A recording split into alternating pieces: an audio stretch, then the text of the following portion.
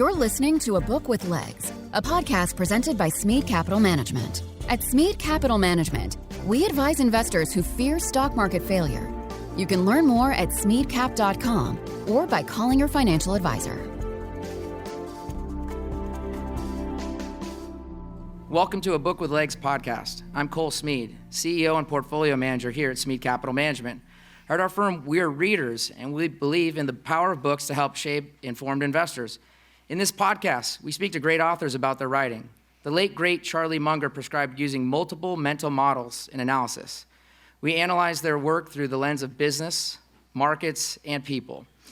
Thank you to our listeners for joining us for this episode of the podcast. Hosting this along with me is our Chairman and Chief Investment Officer, Bill Smead. I usually refer to him as Dad. Dad, thanks for joining me. Great to be here and really excited to visit with George. So normally we visit with podcast guests from our small studio in our office, and it's dinky. But this is a special discussion. We are coming live from the 2024 Smead Investor Oasis. We have the blessing of looking out over a large studio audience today. This means that Bill and I would like to also give a very proud welcome to all the investors joining us this year at the Oasis. Let's get a huge round of applause for everybody.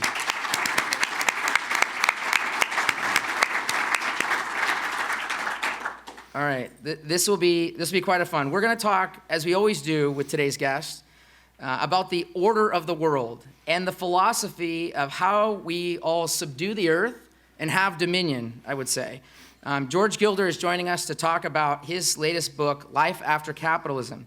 To give you a little background on George, George has written numerous other books that include Life After Google, Life After Television, Microcosm, and his 1981 classic, Wealth and Poverty.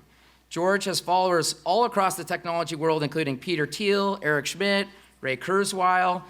He also founded the Discovery Institute with Bruce Chapman in 1990, of which I'm blessed to be on the board, and very fun. Thank you, Cole. I also want to mention to our audience that if you have not heard George speak publicly, he is one of a kind, and that's like a full stop. You're in for a real treat. George, it's great to have you here in Phoenix for the 2024 Smead Investor Oasis. Thanks for joining us. I'm delighted. Well, let's get started.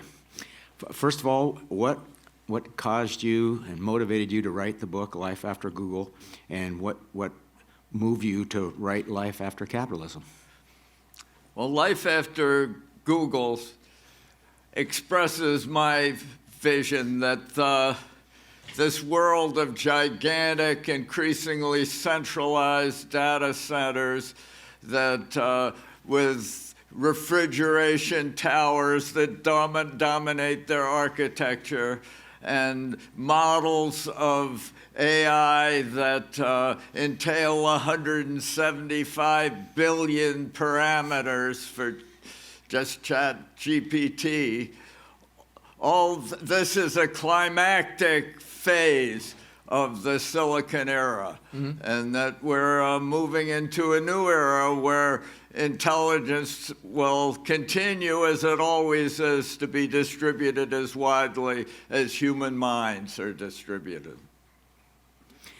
You say early in the book... And Life After Capitalism just expresses this crazy world we're in at the moment where the governments declare emergencies and then assume new powers, and as if socialism can suddenly be made into a workable system by declaring an emergency. Well, by the way, we didn't pay George to say that. I just want to let everybody know here. He's not a paid shill. You say early in the book on the subject of humans, we are the bane of the earth. Explain. We're the plague on the planet, aren't we? Look at us here. Look what we've done to Phoenix.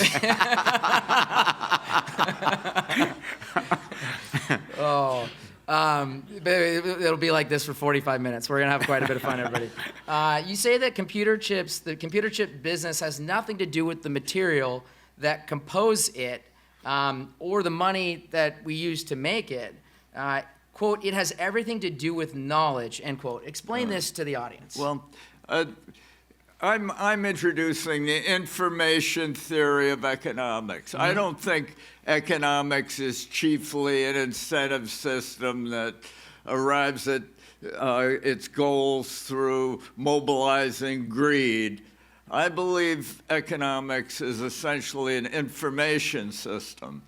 And Claude Shannon, who was really in some ways the founder of our information age, defined information as surprisal, as unexpected bits. And as Albert Hirschman of Princeton put it, creativity is the key to all economic growth and progress. And creativity always comes as a surprise to us. If it didn't, we wouldn't need it. And government planning would work. And we'll talk more about that because obviously we all deal in a stock market where the future's unknown. So we'll come back to that because I think it's a really important principle. Love that concept you just brought up. So George, I mean, there's just I feel like you like picking fights, so I want to get in some of the fights you pick in this book because it's fun. You liken sustainability in the Western world to the principle of common prosperity in China. How are those the same? You kind of touched on it with the government, but can you explain that more? Analogous. Well, it just it assumes that we live in a world of limited resources and that somehow we can collectively tap and redistribute these resources. Elon Musk has a good image. He says we imagine the economy as kind of a horn of plenty, and everybody's fighting to command different flows of wealth from this horn of plenty. But it's a magical concept of economics and economic growth. You point out, George, there's one scarce resource. What is that? That's human minds. That's the scarce resource is human minds. In what has really been a great discovery for me in the last 4 or 5 years, I've encountered Gail Pooley of he's at Brigham Young actually, and Brigham Young, Hawaii, and his collaborator, Marion Tupy from St. Andrews in England, wrote a book called Superabundance. And what they have really demonstrated is the bankruptcy of all the economic measuring systems that agglomerate in Washington with these gigantic bureaucracies full of economists poring over consumer price indices, GDP deflators, and all these purchasing power parities, all these kind of measures of economic progress, and utterly missing the revolutionary, massive increases of abundance around the world, which correspond to the growth of human populations. The bigger the population, the more resources there are. In other words, human minds create resources. We do not consume resources. Right. And we'll come back to that because we'll talk about the lottery tickets of humanity is how I think about that idea. Discuss the problem in measuring Nordhaus's 94 essay titled "Do Real Income and Real Wage Measure Capture Reality?" The history the history of lighting suggests not. Well, this is Nordhaus, the Nobel laureate professor from Yale. Everybody gets your Nobel for your worst idea, you know. So Nordhaus got his Nobel for carbon taxes. But before that, he made a genuine Nobel laureate-worthy discovery that of time prices. In other words, This is a universal measure that applies to any economy at any moment in history, in any place in the universe. And it measures value by the number of hours and minutes and days that you have to spend to accumulate the money to purchase goods and services. And this allows you to compare different eras. And Nordhaus did a massive study of the history of lighting, illuminating a room. How much did it cost in hours of human labor to illuminate a room? And he discovered that over human history, this technology of lighting had advanced thousands of times faster than economists had estimated. That the history of lighting was absent from economic histories that focused on the dismal science of scarcity or dark satanic mills. And while they wrote about dark satanic mills, a lighting revolution was underway, and people could read on into the night and expand their days, and it was really a complete transformation of human life that was utterly missing from economic data. And today, measures of GDP are really ridiculous. They assume all government spending done by printing money or whatever is worth what it costs. Or is easy to pay. While private sector accomplishments are drastically undervalued. They have no estimate of the massive consumer surpluses that people like Nordhaus and Pooley and Tupy dramatize in their book, Superabundance. We really live in an era of superabundance. Yeah, we totally agree, George. So I feel like we're beating around the bush a little bit here, and I don't know. Maybe it's because some people might be chagrined that we're not burning whale fat anymore to get our lighting versus just turning on a light switch and saving all of the whales out there. Yeah. But that's another subject for another day. Let's hit the nail on the head, though. Okay, we're not talking about Thomas Malthus. Okay. Yeah. So why was Malthus so wrong? And is there any evidence? I mean, you're talking about superabundance and the data for time prices, which is wonderful work. But is there any evidence that he or Paul Ehrlich of population bomb fame have ever been proven right? No, I mean, that's the point of superabundance is that humans create resources, we don't consume them, is the essence of it. Okay. And but this is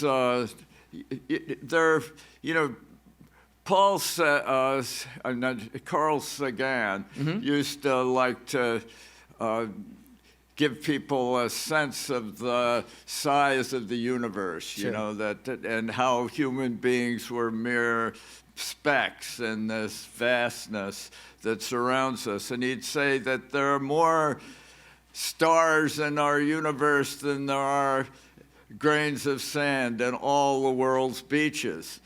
Well, a physicist at Stony Brook called Jennifer Cano, who I like, points out that there are more electrons in a single grain of sand than there are all the stars in the universe.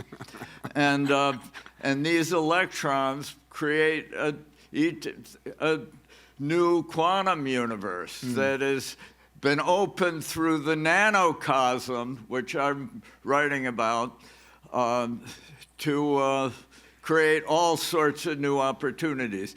Essentially, the Neanderthal in this cave, as Thomas Sowell wrote in 1971 in Knowledge and Decisions, had all the natural resources we have today. The difference between our age and the Stone Age is completely the growth of knowledge. Now they want to create a new Stone Age. They're Wired had there's a company called Climeworks that was a cover story in Wired magazine, a great breakthrough. They can convert CO2 in the atmosphere into stones for trillions of dollars. That sounds like a deal, right? Isn't that a Smead company? George, you might pick a fight at some point here. We'll probably have a presidential official or maybe someone that's got some subsidy. So let's pivot, though, because on top of that idea of Malthus and Paul Ehrlich, who I agree, I'm always blown away, George, where I run into these technology optimists where they think the world's their oyster and they can conquer the world, and then you ask them about where we're going in the world, and they have this super dour view. Oh, we're going to ruin this earth. And it's like, wow, in your business, you seem pretty optimistic. But in your view on life, it's very negative. So one of the outcomes of bad thinking, I'll call it, or the lack of knowledge, is scarcity, right? Bad thinking or the lack of knowledge is scarcity. Price caps cause a scarcity of labor, as an example. We've taught the West to not have children. Polluters. We've They're gone out and said, polluters. hey, Kids are polluters. You're the bane of the earth. Your kids are going to be worse, as you can tell from me. I obviously was. Should we be shocked that we are starting to find a scarcity of productive and ready workers? Should we complain about young people or repent from the lie that children are bad for wealth and thus society? Yeah, I mean, it's nihilism, and it's really a dreadful fruit of this materialist superstition that afflicts much of our philosophy. The idea that we're in a determinist material universe and we kind of represent some sort of random fluctuation. I always like to quote C.S. Lewis's great essay, Transposition, which is, imagine that you are a 2D citizen of a flatland. You're creeping across the surface of a landscape painting, a 2D landscape painting. Could you believe in a 3D world of which this 2D painting is the merest shallow reflection? And if all you know is explicable in terms of this 2D vocabulary, you've measured all the effects of the light and the patterns of the oil, you know all the material details of this 2D painting, and people ask you about, well, what about the 3D universe out there of which this painting is a mere reflection? And the modern materialism says, I have no need for that hypothesis. I can explain everything in terms of these 2D relationships that I experience. And this is a hierarchical universe, and you can't reduce the higher levels to the lower levels. We'll come back to that. We'll come back because you got. We'll touch on some of the what I'll call the other dimensions that go unaddressed that I think your book made me think of. George, you tug at our heartstring when you said this in the book, quote, under capitalism, capital migrates not to those who spend it best, but those who can expand it best. Right. That's why my wife and me are a really good team. We have both sides covered. Let's see. To expand wealth, to enrich many lives, depend on knowledge and learning, not on mere incentives, unquote. It's not the financial benefits that cause people to create, it's the seeking of truth. Explain what seems to be this paradoxical reality. Paradoxical in that, it's the creation of an idea that drives people, but yet there's incentives that can also fuel. It seems paradoxical. I think incentives are universal. There are incentives under socialism. They might be perverse, but they're incentives to blandish government officials and bureaucrats and make deals with the authorities and take what you can get in what's assumed to be a zero-sum world, mainly. Those are incentives. So incentives apply everywhere, and everywhere greed is a distortion and a loss of it's information and creativity that always comes as a surprise to us that fuels all economic growth and progress. This part of your book, I got really going because you said something that seems so simple, and yet I think it's missed. So I have to laugh when I say this. You call the Darwinian idea that survival of the fittest is tautological, okay?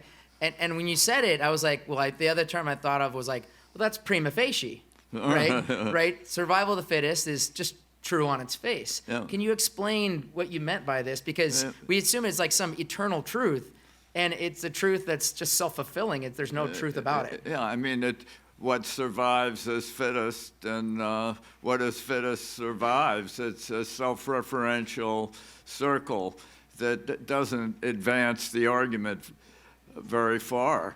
And Darwin imagined that the cell, and he said various things like this, that the cell was an amorphous lump of protoplasm.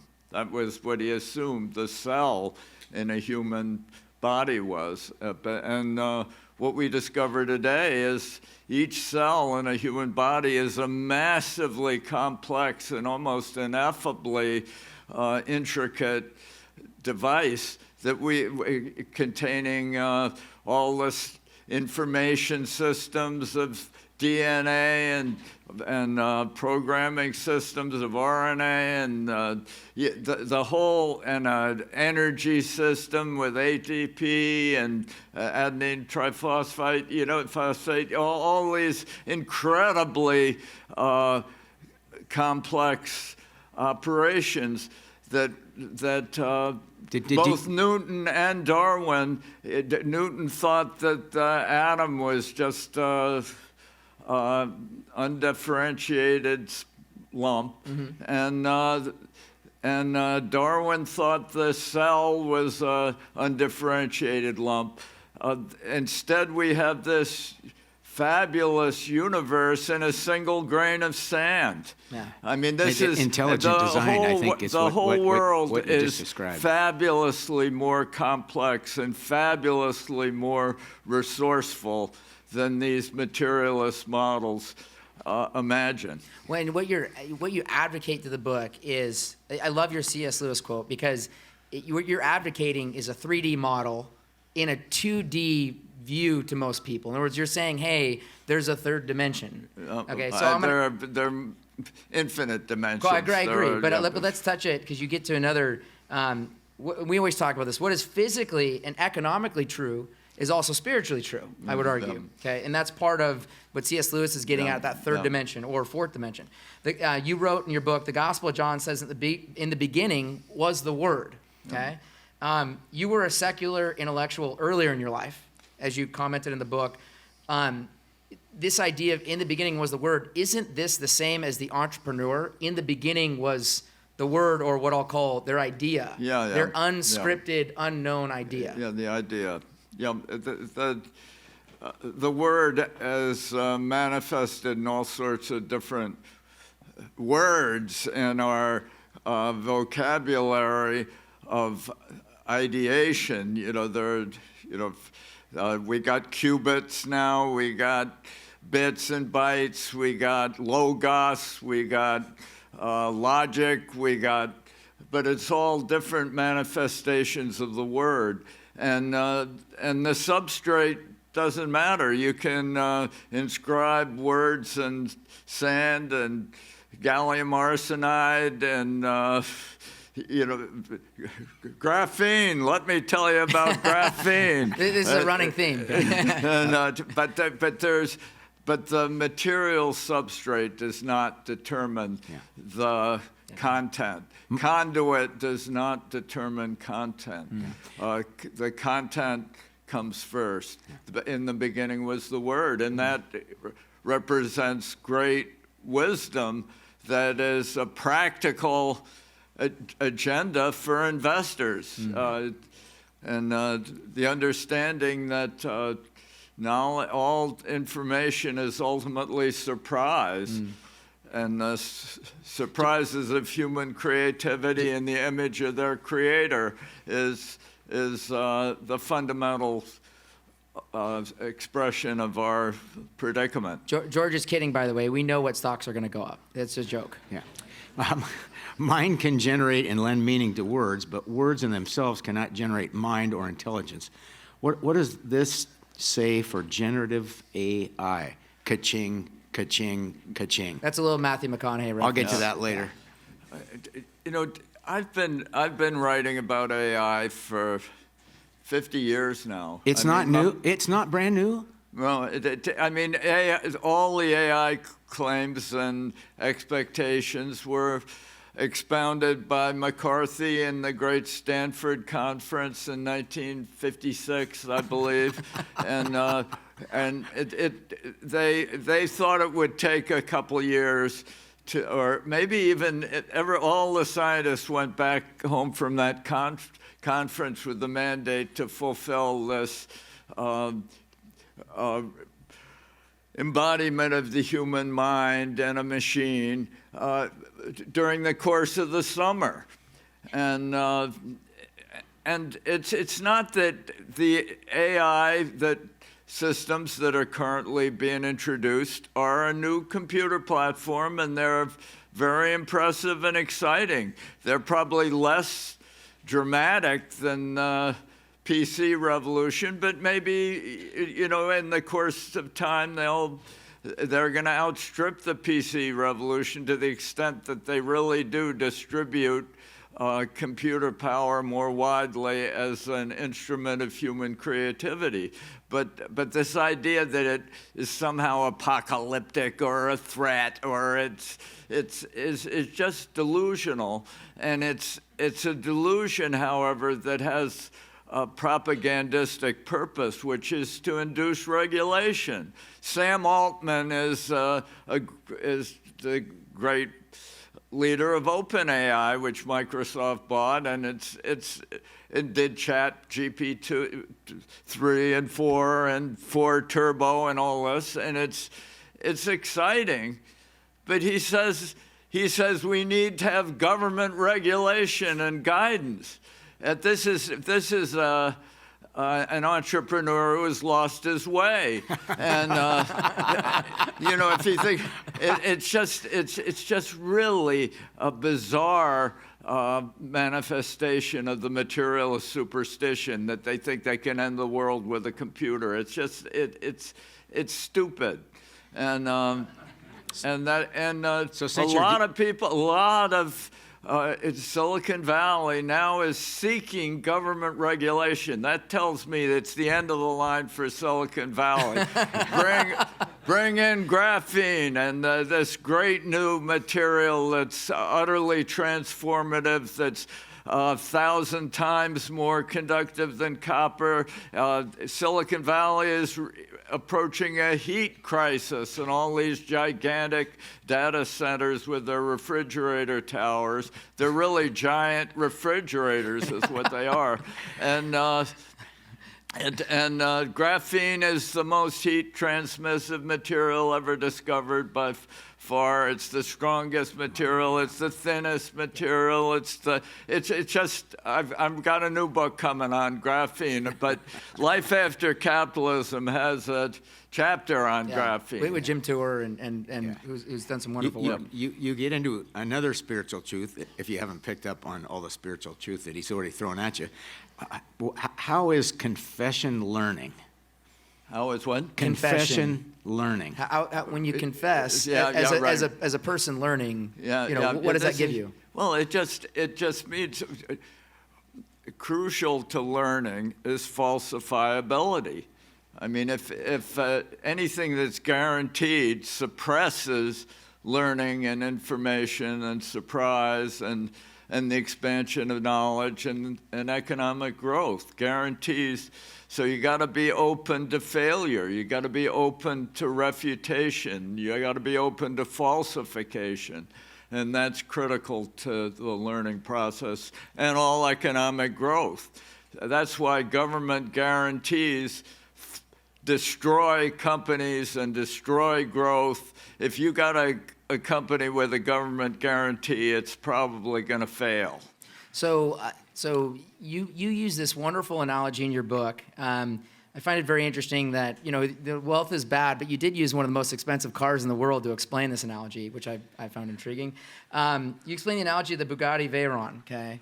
And you point out, and I was thinking, like, it's kind of like us. Someone could say, I'm just a mass of cells. Like Malthus might say, Cole's just a mass of cells, mass of cells, and maybe not a very good mass to boot. But I say that because it's my design. That's what gives me value, right? And hence, there's an oracle outside of me that somehow designed me.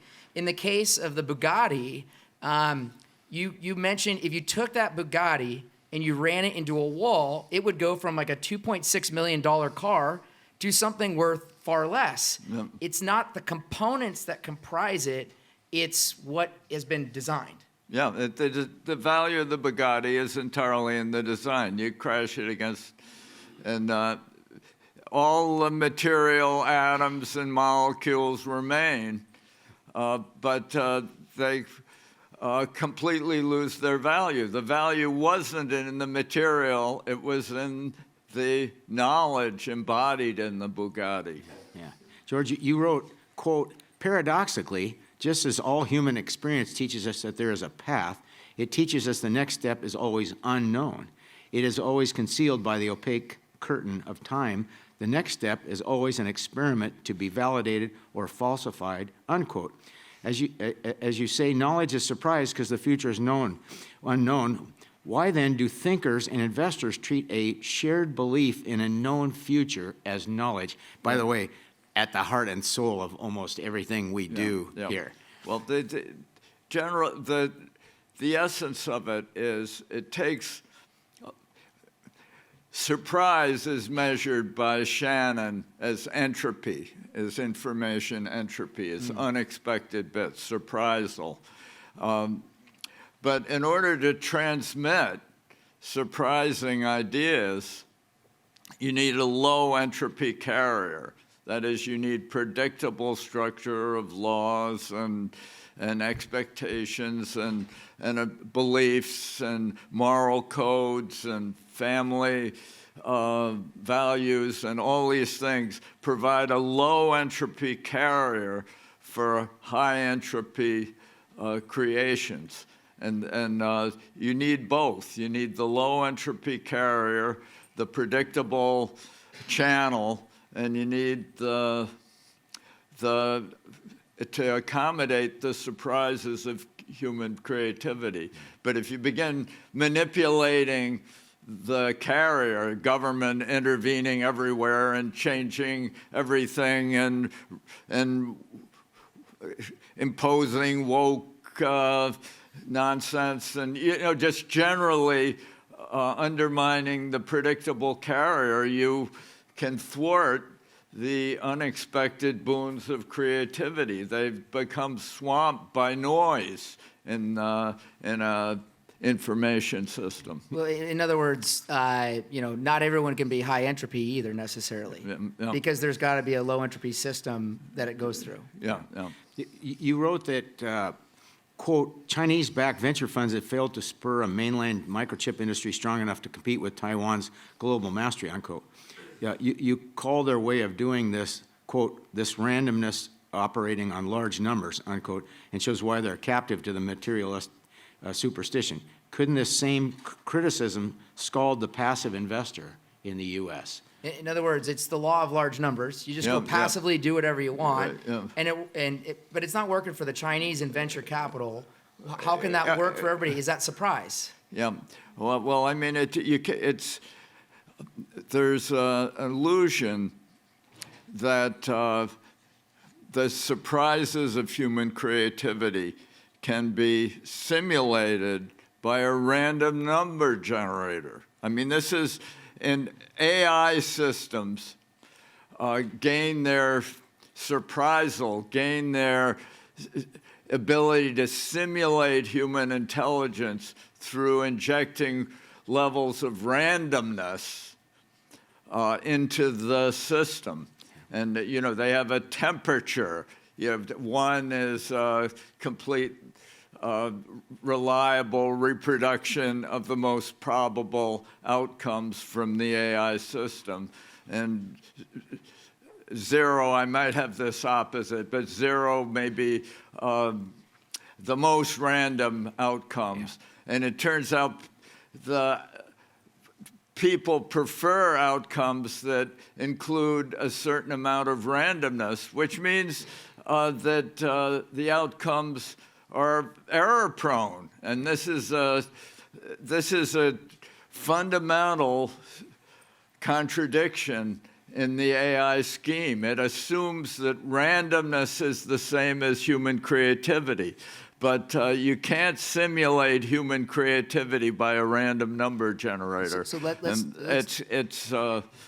let's touch on that human creativity, because you tell, I mean, again, this is a wonderful idea. You talk about McLean's creation of the cargo container. Yeah, right. yeah. So we look out at these intermodal containers, on ships, on trains, and we take that for granted. But even that was human creativity. Oh, yeah. Explain how that revolutionized global trade and what it was prior. Yeah. Well, this was crucial. Before, you couldn't have global trade in the intricate and fragile and diverse components of a smartphone, what I've been calling a teleputer since I predicted it way back in Life After Capitalism. But I mean, life after something or other. Life after television. I've forgotten about television, although Apple wants me to sign up for Apple TV every time I open my iPhone. I don't know what they... Along with 40,000 other things that Apple wants you to do. iPhone in order to return to the TV age. I don't know what they've got on their minds. But anyway...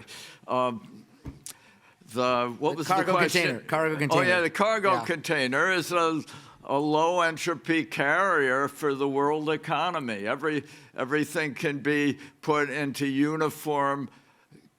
It digitizes trade. As bits and bytes allow information to be transmitted readily through all the systems of information age, the containerization of trade is like the bits and bytes of international commerce. Yeah, the packets. It's a low entropy carrier, packetized transmission of goods and services around the globe. As a ship pilot, my dad made a lot of money from those containers. Let's see. George, why do you think healthcare and education don't follow the time price path of all the other goods we produce? Because they're dominated by government. And these seem to not... They're governed by authority rather than by creativity. Yeah. Okay. Yeah. It sounds like that's done. Yeah. I rarely catch George on short words, but that was full stop there. So let's pivot then. You quote one of my dad's favorite lines. I don't know if you chuckled when you read this part of the book. Every year, my dad will go sit down around Thanksgiving, watch It's a Wonderful Life, and you sure enough quote his favorite line of the movie, where he explains to them how a bank runs and that the money isn't sitting in the safe; it's in his property and his property. We love that scene. The best investments to fund are the ones that create their own capital immediately. That's the ideal world. To your point, the knowledge is so great and it's so profitable to society that it starts feeding out cash and grows itself. Now, not all investments are like that, though. As we know, some of these investments require, I think of the internet age, it took billions of dollars of infrastructure to be built in creating what I'll call a low entropy carrier ultimately to produce all the information we share today on the internet and our phones, globally. So how do you look at the illiquidity gap is what I think about it, right? That where banks have to provide long-term investment, okay, and yet they're doing that to effectively arbitrage the price of money, where someone's eating capital day one versus the business that creates capital day one. Yeah. Well, I think the fundamental law of investment is you can only keep what you give away. This is originally the Midas paradox, King Midas turned everything to gold and died of starvation. You can only keep what you give away. If you try to hoard and keep stuff, you undermine the creative process of altruistic enterprise that ultimately produces all growth and progress. Yeah. You say that, quote, fiat currency is obviously oracular, unquote. Oracular. Because it's based on faith. You go on to point out that God's creation of time is better.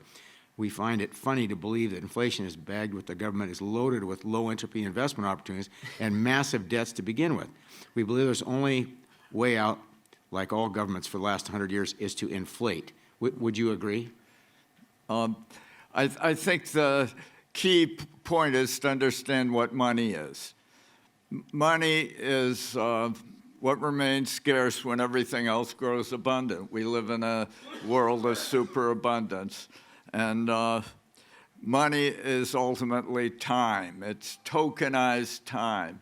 It's the way the scarcity of time is incorporated in the management of abundance and creativity. And time is the scarce resource, and money is essentially time. Wealth is knowledge. Growth is learning, information is surprise, and money is time, and tokenized time. And so it's a real thing. And it was simulated by gold, which over the millennia, because as we've mined ever deeper for more gold, it neutralized the effect of technological advance. You got the miner with a sieve in the gold rush in California or the guy with a sieve on a river could mine gold as fast as a gigantic factory of mining complex in South Africa. So gold neutralized time. And that's why gold was and has been the most intrinsic money. I believe that the crypto revolution is going to produce a new global money and retrieve the economy for capitalists from these now nationalized banks. I mean, the politicians have used nationalization of banks and the ability to just print money, essentially, to circumvent all political processes and democratic controls and constitutional restrictions. They just print more money and issue a mandate and a subsidy, and they think they've guaranteed the future, and what they do is destroy the future by that process. Failure. Guarantee failure. And to prove your point, George, about the money is time, I think the easiest way to think about this is how do you live longer here on Earth? Well, the number one statistic is how much money do you have? Because with money, you have better health care. So it's interesting to see that there's a direct correlation between the amount of money you have and how long you're able to sustain yourself on Earth. It is the closest thing to capturing time, or in the information theory, it would be the accrued knowledge you provided to society that saved them time, inversely. Well, I think that's right, except, our lifespans across the developed world are now, for the first time, longevity is diminishing. And this is kind of an alarming development, and I think it's a result of the socialization of healthcare. Healthcare is no longer entrepreneurial. It's entirely government mandated, and with Operation Warp Speeds and similar ideas, where essentially government mandates and subsidizes the future and thus produces reduced longevity. despite the miraculous expansion of knowledge, which renders biotech and one of the great frontiers of opportunity in the world economy. But it's amazing how the socialization of healthcare, how quickly it's brought to a screeching halt the growth and longevity that has been the great triumph of human endeavor in the last several hundred years. So I want to get to the most important thing that I think blockchain will bring to us in society. So Bill, you want to tee up our... As a baby boomer, I hate passwords.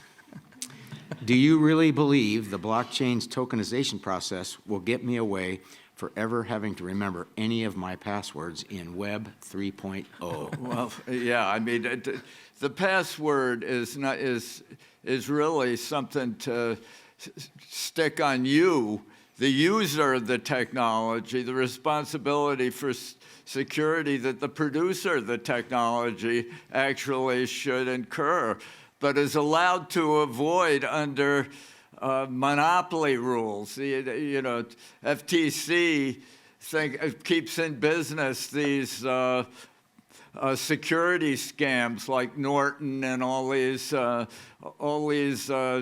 security mumbo jumbo companies that are really, and then collecting all your passwords and usernames and demanding them as you proceed through the program. I mean, it's a complete clutter of nonsense where they stick on the customer the blame for the incredibly gross security fiasco of millions and millions of usernames and passwords being stolen every month. They're constant big catastrophes. Well, And still they blame you for and slow you down every day. Yeah. With this password nonsense. So I'm the only non-jaded person on the stage right now, I think. I think bio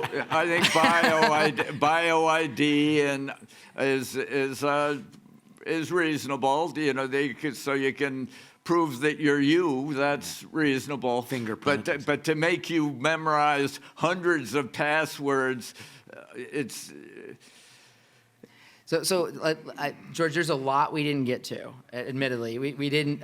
It's a great book. It's a wonderful book. We didn't get to graphene, which, by the way, George, if you want to learn about a wonderful technology that, again, it's purely based on knowledge. Yeah. And just so we're all on the same page, it's carbon-based, that really dangerous, scary thing. We didn't get to page 76 where he literally uses the best scientists to blow up the whole global warming, climate change debacle. So there's a lot we didn't get to, but I wanted to ask you, George. I think the question I want to finish on is I don't think I did it early in my notes, but we start out with this like very dark view of the world, and I think somewhere in my notes here, you point out how bleak the future is in a quote unquote sustainable world, okay? And you kind of lay out the worst case scenario. And I think the reason why you did that early in the book is because we hear about that all the time, how bleak it is. So I guess, can you give us the opposite case? In other words, can you give us kind of a blue sky picture of what this world looks like compared to what we hear more regularly? Yeah, well, I wrote the introduction to superabundance. And this book, Life After Capitalism, summarizes superabundance and has a couple chapters written by Gail Pooley, who is the master of all the data that proves that all these GDP numbers and CPIs and GDP deflators and purchasing are all just futile and misleading. So, and that but they're contrary things. It may not be that we have any inflation. This whole idea of inflation as the natural condition of economies is a function of money debauchery, but measured by time, which is the real measure of value. We've had no inflation. We had incredible increases. All the inflation is in government. Everything else is massively cheaper, according to the learning curve.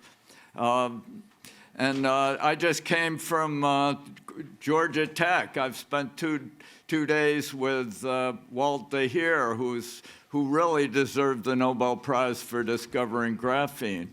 But DeHeer has, over 20 years, has developed a way to create perfect layers, sheets of graphene for wafer scale integrated computation grown on silicon carbide. So you sublimate out the silicon in the top layer of silicon carbide, and you gas out the silicon under high temperature, and you get a perfect layer of 2D graphene on the surface, which can be manipulated and which is the strongest. I've given you the superlatives, but they're all real. I mean, while the silicon industry is reaching a sort of Baroque phase where they got FinFETs and 3D structures on top of the devices and heat crises. And meanwhile, Tour and DeHeer and other great figures are moving back to 2D graphene,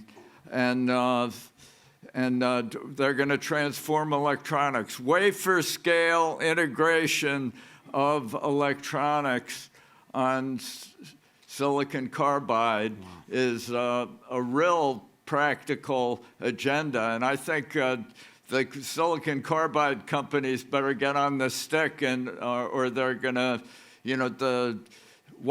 China.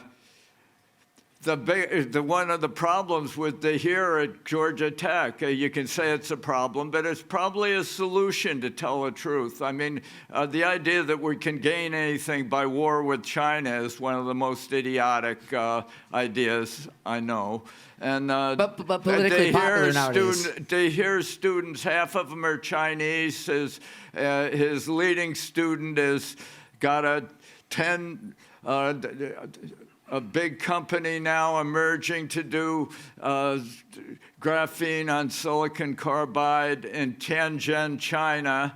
And meanwhile, DeHeer can't get any money from all the American VCs,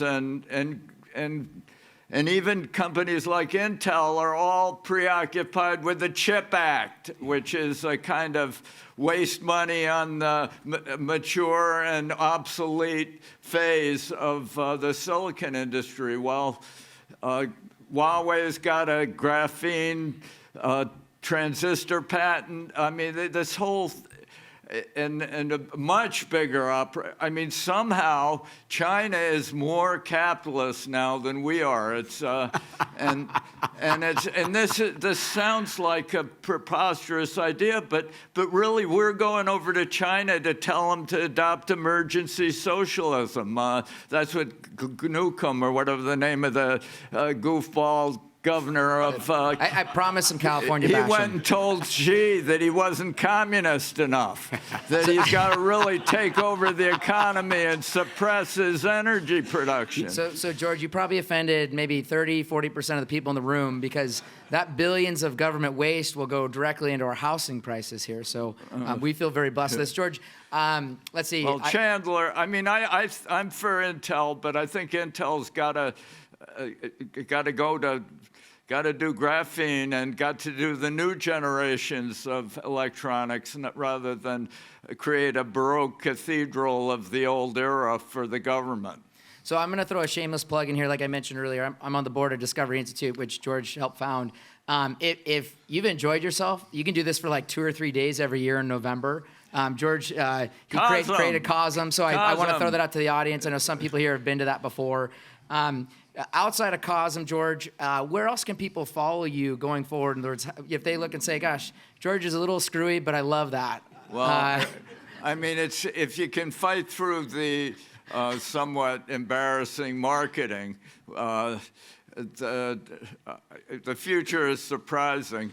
But I do have 4 newsletters and a great Moonshots publication which is mostly written by John Schroeder, who has 20 semiconductor patents, and who I met at Caltech with Carver Mead, who's the prime figure at COSM, and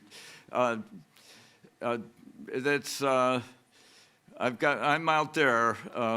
Yep. I'm writing a new book on graphene now, and by the way, Bill, he's actually on Twitter or what we now know as X.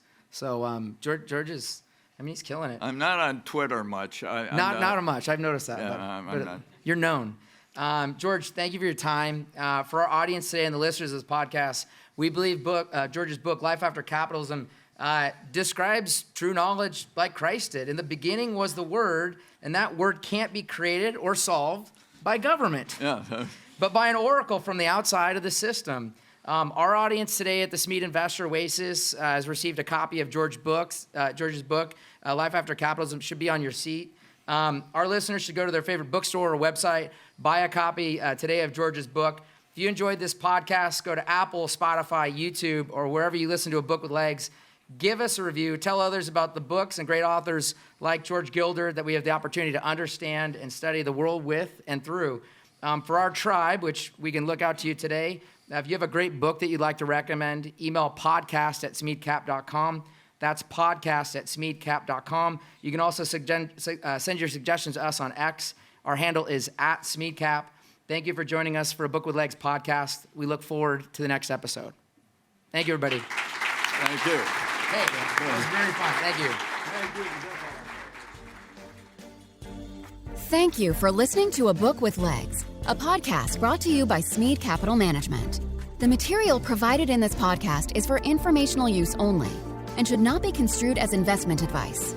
You can learn more about Smead Capital Management and its products at smeadcap.com or by calling your financial advisor.